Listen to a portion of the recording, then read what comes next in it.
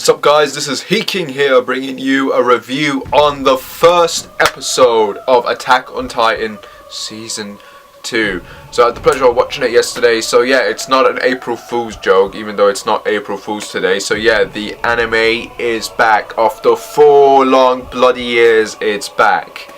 And we're only getting 12 episodes. Now, I wouldn't be complaining a lot unless it's revealed that Season 3 will come out next year, in which case, I'll be quite happy with that. You know, I'll be even more happy if they are going to be adapting the Uprising arc. But for now, we're getting the Clash of the Titans arc, and hopefully this won't be the end of it. Right now, it's killing me to know how this series is going to end, what chapter it's going to end as well. So yeah, a lot to talk about with this episode, really. There's a lot going on, which surprised the hell out of me. I mean, let's just get down to the basics first, yeah. First of all, music, animation, artwork. Holy crap, I have missed this. I mean, I only recently rewatched Season 1 of Attack on Titan, I think sometime last year, and yeah, it was great. And this season it comes back and it feels like it's never gone, it never left. And man, I can't explain how phenomenal and good the animation artwork for this particular anime really is. Like, it's just what makes it so good. It's its identity, it's what sets it apart from all the others, and that's really great. I mean, the fact that they still have this top-notch quality, like, it just goes to show you how much work they put in trying to make this look as beautiful, detailed as possible. And my god, it just shows, especially the opening. Now, obviously, you probably see my reaction to the opening was a bit meh on it, but upon watching it with the actual episode itself and listening to it a few times and just getting into the vibe, the opening is definitely good. It's definitely a step up. It's sort of, I guess it sounds like the original one, but just a bit more like chorus and a bit more feel and heart to it. Even the song, I think, is "Embrace Your Hearts" or "Give Out Your Heart." So yeah, there's a lot of themes of the heart thing going on, which is great.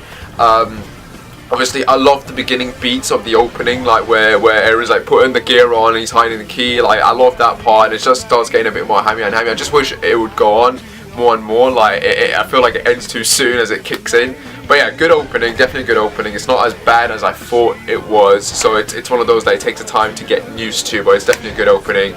And yeah, as for the episode itself, which is called The Beast Titan, yeah, we get our introduction to the Beast Titan in this episode. But first of all, this episode obviously begins right after the events of Season 1. So we got the crack in the wall. Now there's a few diversions from the manga with this episode. Yesterday, after finishing the episode, I went and looked at my manga collection for the volumes just to check out the chapters and see what was cut out. So yeah, I think bits of chapter 34 were cut out from the episode. I think 1 or 2 scenes were in fact in the ending of Season 1, so that's why they just kind of rushed through those segments first. But the entirety of like bits from the next chapter, Beast Titan, were adapted really, really well. There's a special. I feel like there's a filler part. There's a new scene with Erwin talking with like the people in the group, like with Levi and that. Asking if he's ready to go out, and there's another scene where he's walking through. Those scenes are not in those chapters unless they appear later on. There is one chapter which is a flashback to Eren and Mikasa, right? Where Eren's mother pretty much tells Eren that he needs to stop getting bullied and he needs to, start protecting Mikasa instead of her protecting him.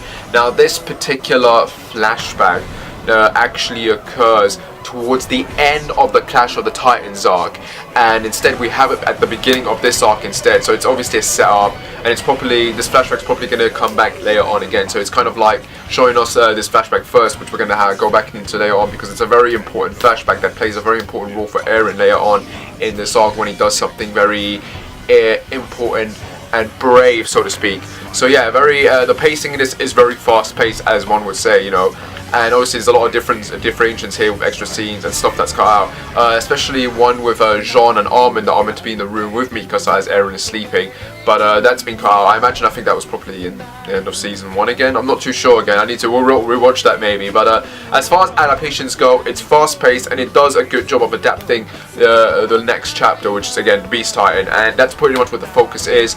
We get the Beast Titan introduced in this, and it's a very brilliant moment when he appears. This is one awesome shot when he's just sort of crouching down next to Mika. You got Mika, right? He's meant to be like the second best next to Levi, and he gets his ass fucking whooped. Like, oh my god, he gets his ass whooped. I mean, this guy is taking out these 9 Titans that are coming out, right? He takes about 4 or 5 of them, throughout the day as he's trying to like give time for the others to escape. And then there's like 4 or 5 left, I think. And he's calling for his horse to come in, and the Beast Titan shows up, and you don't expect this kind of thing. You don't expect this at all, because Titans have never reacted to animals. But this dude, like, he picks the horse up, throws it at Mika, which is completely unexpected, and Mika goes down, and he gets caught by one of the Titans, one of the more smaller, ugly ass Titans I've ever seen in my life. Beast Titan comes in, tells the Titan to not eat him, crushes his fucking face when he doesn't listen. And then, he starts talking to Mika, and he's like, what the hell's going on? This Titan's talking to me? This Titan's talking to me? Which brings up a very excellent question. Is it possible for the other Titans to develop the ability to speak later on? Is it possible for Eren maybe to develop the ability to speak instead of roaring all the time? Is it possible for the other Titans like the Colossus and the Armored to develop to speak? Or is it just the Beast Titan that can talk? In which case, that's one of the things that makes him unique, I guess. But yeah, it's a very interesting thing that's going on here. He takes the maneuver gear when he's asking what it is, so clearly he's never seen that before. He's clearly never seen that kind of technology for these people before. And anyone who's already read the manga knows who the Beast Titan is and knows what's going on. But like for this particular moment, it's like, oh, okay, these humans are our enemies, and they got this ability, they got this technology. How did they get that? Okay, I'm gonna take this and take it for myself, study it maybe, etc., etc. And Mika, like, he's been a coward when beforehand he was like, never give up, you always have to fight to the end. And yeah, at that particular moment he realizes that he doesn't want to die a coward, so he gets up trying to fight. But he tells the other Titans, the Beast Titan tells the other Titans to start moving, like, because at this point they were just sort of afraid and they back.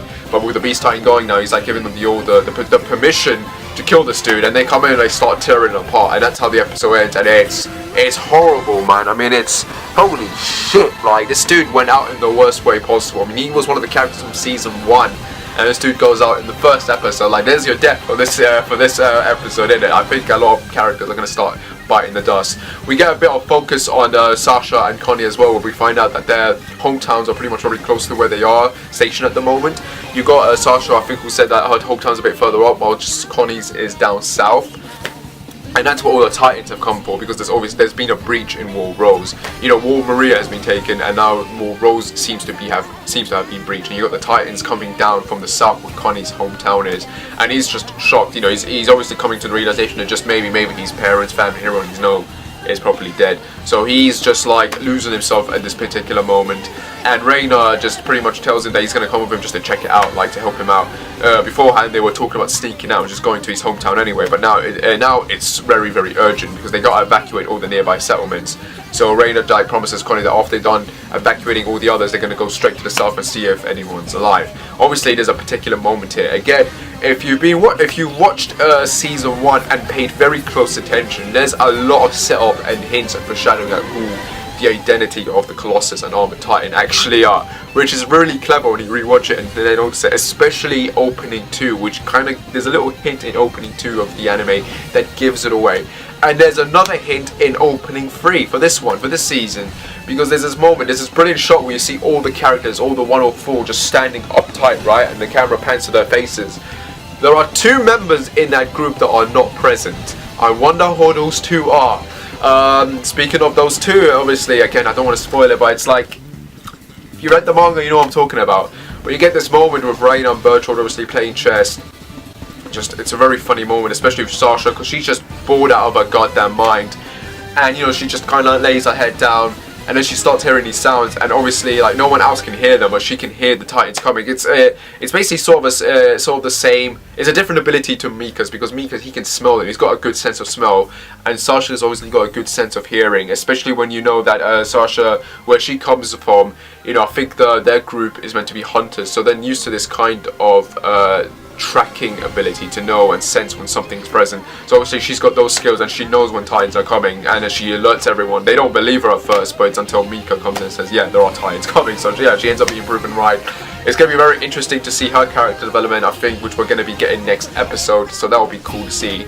Back to Connie and Reina, there's a little moment where obviously Reina's promised Connie he's going to come with him, and he turns to Bertold saying, you're going to come with us, and there's a little slight pause, there's a little slight hesitation from Bertold there, and he's like, yeah, I'm gonna come as well. Yeah, I'm gonna stick with you. It's like, yeah, there's something going on there. Obviously, if you go back to season 1 and pay a bit more attention, yeah, there's always been little hints there, and there's more hints here now. So that's a brilliant setup of foreshadowing.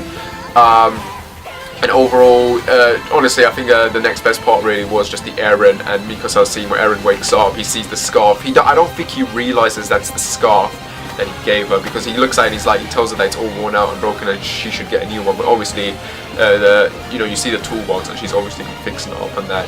But yeah, it's a nice moment between the two there. That kind of just, for a first episode, it at least lets us know that, yeah, Eren and Mikasa are still the focus here.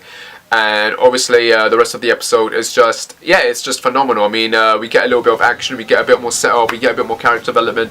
And yeah, it's great. It's great. For a first episode, for a series that disappeared like years ago and now it's back, it's a great starter, it's a great intro, it's a great introduction. Hopefully, this is a sign that things are going to be going the right way. Obviously, the budget and the quality just tells you how much work they put into this.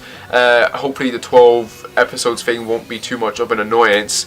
And hopefully, the good news is also we're getting the English dump at the end of this month on the 29th of April. So yeah, that was unexpected as well. So we're getting the English dump straight away, which hopefully means that more of the audience, Western audiences, are going to dig into this, and hopefully the hype will come back. Because as long as the hype is there, the more chances there are for us to get more anime episodes and down the line. So yeah, hopefully the Attack on Titan hype hasn't died down just yet, because this episode was really good, and hopefully next episode will be better. But yeah, man, guys, I can't wait to see what's next. Also, just a quick pointer, the way this episode opens with the opening of a book as Armin is giving his narration, nice foreshadowing there about, what's in the basement.